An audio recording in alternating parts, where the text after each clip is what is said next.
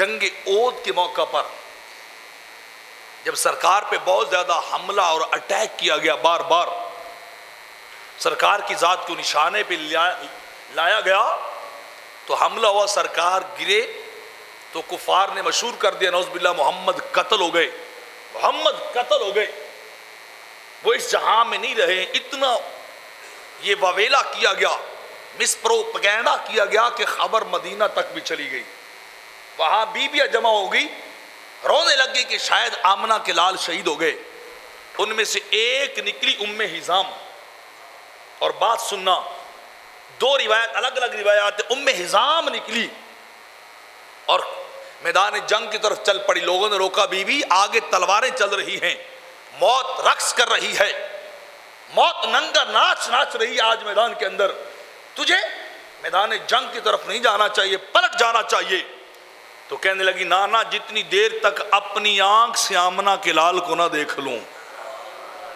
آواز کم آئی ہے ویسے آپ کی، میں آگے لے کے چلتا ہوں، واقعہ سنیے گا اور پھر اس کو انالیسس کیجئے گا، اس کا تجزیہ کیجئے کہ انسانی تاریخ کے اندر ایسا واقعہ ہوا یا نہیں ہوا۔ لوگ کہہ رہے ہیں بیوی آگے تو موت ناچ رہی ہے، تلوار ہے، بھالے ہیں، نیزے ہیں، حملے ہو رہے ہیں، کشتوں کے پشتے لگ چکے ہیں، بیوی تجھے آگے نہیں جانا چاہیے۔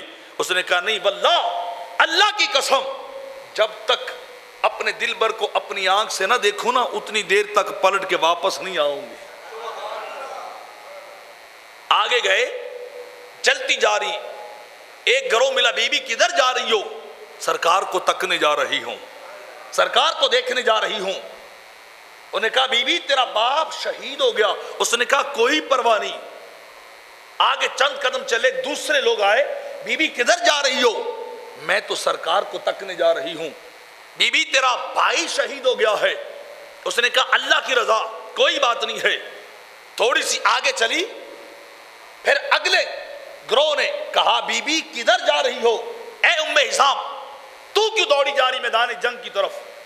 کہنے لگی تم نہیں جانتے میں کدھر جا رہی ہوں، میں تو اپنے دل بر کو دیکھنے جا رہی ہوں، سرکار کو تکنے جا رہی ہوں۔ جواب آیا تیرا شوہر بھی شہید ہو گیا، تیرا شوہر شہید ہو گیا، اس نے پرواہ نہیں کی ہے۔ آگے بڑھی، پھر چوتھی ٹکڑی ملی لوگوں کی، بیوی کدھر دوڑی جا رہی ہو؟ آگے نہ جا، تیرا تو گھر ہی لٹ گیا ہے۔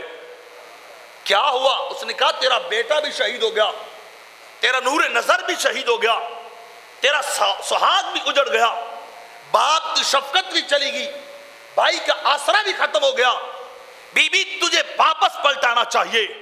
وہ بیوی عشق و محبت کی داستان اور تصویر بن کے واپس نہیں آئی، سیدھی سرکار کی بارگاہ میں پہنچی ہے، سرکار کی بارگاہ میں پہنچی ہے، اور سرکار کو دیکھا تو دیکھ کے بولی وہ کل مصیبت بعد کا جلل، حضور آپ مل گئے ہیں تو سب کچھ مل گیا ہے، آپ دکھائی دیے ہیں تو دل کو سکون آیا ہے، دل کو قرار ملا ہے، مجھے رات ملی ہے، مجھے اب جا کے چین آیا جب آپ کو دیکھا ہے۔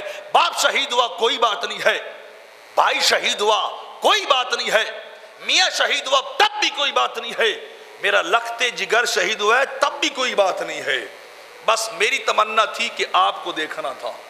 اور دوسری حدیث پاک کے اندر آتا ہے، ذرا دل کے کانوں سے سنیے گا۔ ایک روایت میں آتا ہے کہ ام حزام کے اوپر اتنا عشق و محبت سوار تھا، اتنا عشق تھا سرکار کا کہ ام حزام گزری، باپ کی لاش کو دیکھا، پہچانا نہیں ہے، پہچانا نہیں ہے باپ کی لاش کو۔ آگے گزری، بھائی کی لاش پڑی، لاشا پڑا ہے، دیکھا پھر بھی توجہ نہیں کی، رکی بھی نہیں ہے، پہچانا بھی نہیں ہے۔ اس سے آگے گزری تو شوہر کی لاش پڑی ہے، ام حزام چلتی جا رہی ہے، آگے بیٹا پڑا ہے، اس کی لاش دیکھی پھر بھی خبر نہیں ہے۔ ام حزام جا پہنچی سرکار کی بارگاہ تک، سرکار کو دیکھا، دیکھ کے جب ہوش ٹھکانے آیا پھر پوچھا بتاؤ یہ جو لاشیں بکھرے پڑے ہیں نا یہ کن کے بکھرے پڑے ہیں؟ بتاؤ یہ لاشیں کن کے پڑے ہیں؟ لوگ حیران ہو گئے، بی بی تجھے خیر ہے؟ کس جہاں میں پھرتی ہے تو؟ کہاں چل رہی ہے؟ ذرا آگے ہو کے دیکھ، وہ تیرا باپ پڑا ہے، آگے ہو کے دیکھ تیرا بھائی تڑپ رہا ہے، تیرا شوہر اس کی لاش کے ٹکڑے ہو چکے ہیں، اور اس سے آگے چل کہ تیرے بیٹے کے ٹکڑے ٹکڑے کر دیے گئے ہیں۔ ام حزام بولی خدا گواہ ہے مجھے ان کا احساس بھی نہیں ہوا ہے۔ اتنا شدید غم ہے کہ احساس سے غم نہیں، اتنا شدید غم ہے کہ احساس سے غم نہیں، کیسے کہہ دوں کہ مجھ پہ نگاہ کرم نہیں۔